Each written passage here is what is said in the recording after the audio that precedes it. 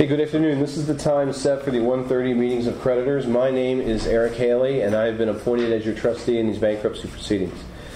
As your trustee, it's my duty to administer your case, including the collection and distribution of all non-exempt assets.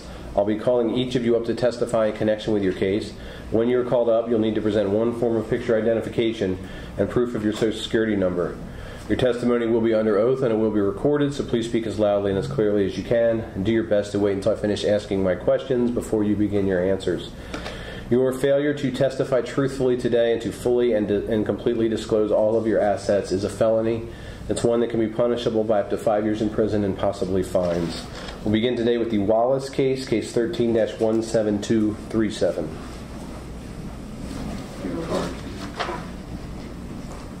My passport also? If that's that works as a picture ID. Sure. Yes. Good afternoon, Lyndon Simon with the dentist. Go ahead and sit here. Afternoon, Counselor.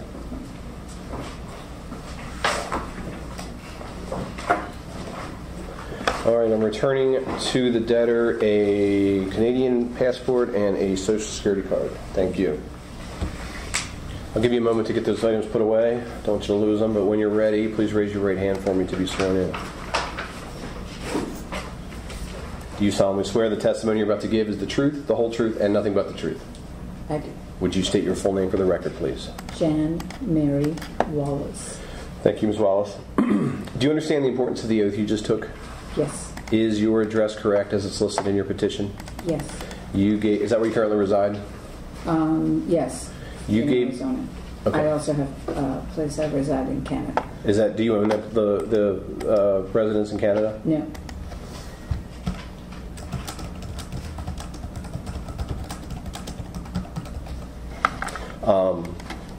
You gave me a phone number ending in 8139. Is that still a good way to reach you? Yes. Did you receive the bankruptcy information sheet that I sent? Yes. How long have you lived in Arizona? From the time I ever got... From before this case? 20 years I was okay. in Arizona. Have you ever filed a bankruptcy case before? Not personal, no. Okay, so explain that. I've been the CEO of 6 public companies, so okay. I've done bankruptcies. How many of them have you put into bankruptcy? 3. Okay. By that you mean, did you have ownership interest in these companies? No. You were a member of the board and you yes. represented the company at each of the meetings yes. like this? Yes. Okay. And you said 3. Yes.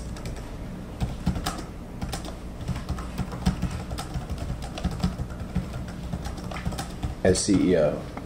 Yes. Did you, and when I ask you these questions, you understand that I'm talking about the case 13-17237, the one that brings us here today, correct? Yes. Okay. Did you review and sign your petition schedules and statements before you filed them? Yes. And do you understand that you signed those documents under oath? Yes. And are all of your assets identified in those schedules? Everything yes. you own, is it in there? Yes. And all of your creditors, are are all creditors disclosed in your schedules? As best that I have knowledge of. Okay. Are you paying or do you owe any child or spousal support obligations? No. Have you filed tax returns for all years up through 2012? Yes. And I requested copies of the past couple years' tax returns. Did you send me true copies of what you filed for those years? Yes.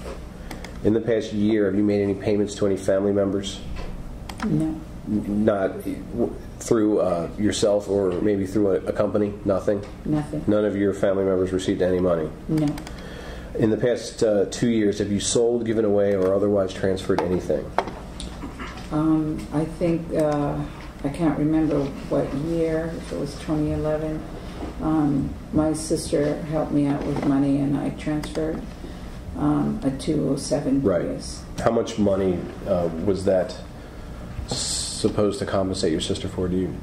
Well, she's been doing it since 2010 when I lost my house. Okay, how much do you think she gave you total? Probably about $17,000, $18,000, $20,000, and still helps me. Okay, and then in return you transferred the Prius to her. Yes. And when did you do that? I believe it crossed the border and I paid customs, I want to say in 2011. Canadian customs. What city does your sister live in? Mississauga.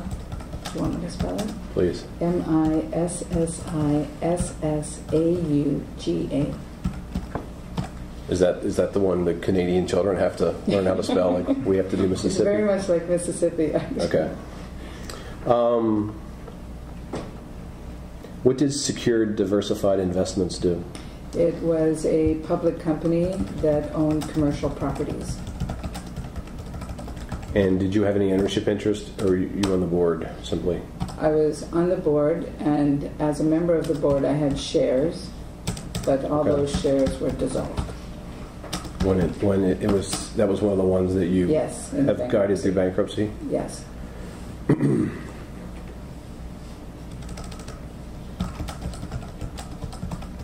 And the other one, is it pronounced Davy Skin? Davi. Yes. Same deal? Same deal. You were CEO, yes. And you had some stock. All gone. But that stock is gone there's another bankruptcy. Yes, Nevada.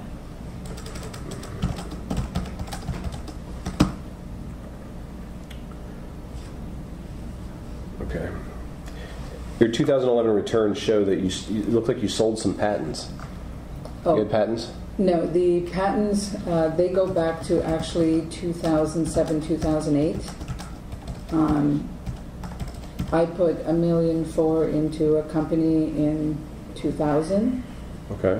Called MW Medical, and it went to bankruptcy court here in Arizona. And I lost my 1.4, and the bankruptcy court awarded me all the assets of that company. Okay. So those assets were sold to a company out of San Francisco. And they bought them in, I believe it was 2008, 2009. It had to meet patent benchmarks. Okay. And that's when I got the money. Okay. So why would it show up on your 2011 tax returns? Because in 2007, 2008, and 2009, I was a witness for a court case at a federal court case up in Seattle, Washington. And the person that was finally convicted sent a Form 211 to the tax department saying that I was hiding assets and I had lots of millions of dollars. And they did an investigation, and they took 2.5 years. So I had to refile statements. They wanted to see all of those documents, and I turned everything over. So that's why you see the filings in a later date.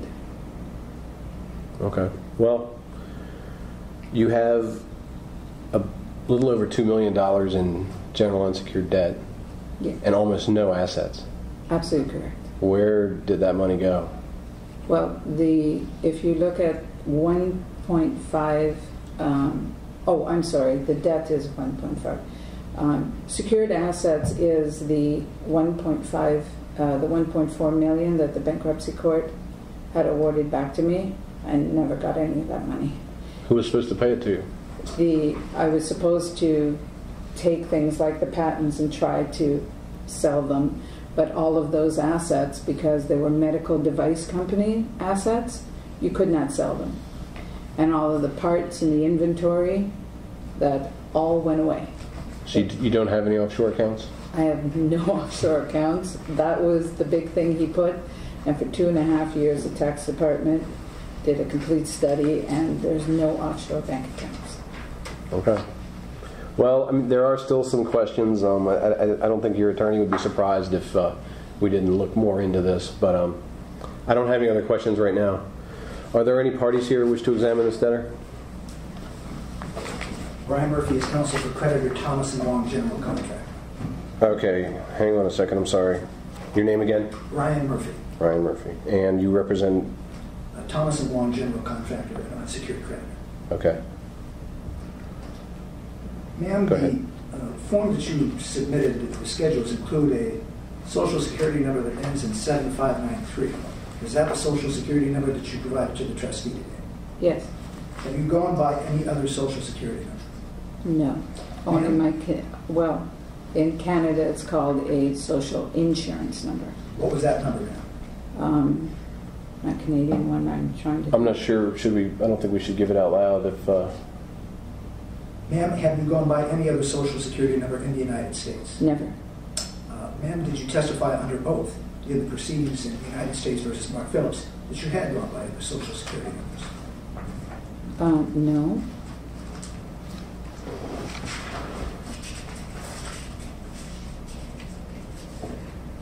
Ma'am, I'll quote from page 110 of testimony that you gave in those proceedings on February 22, 2011.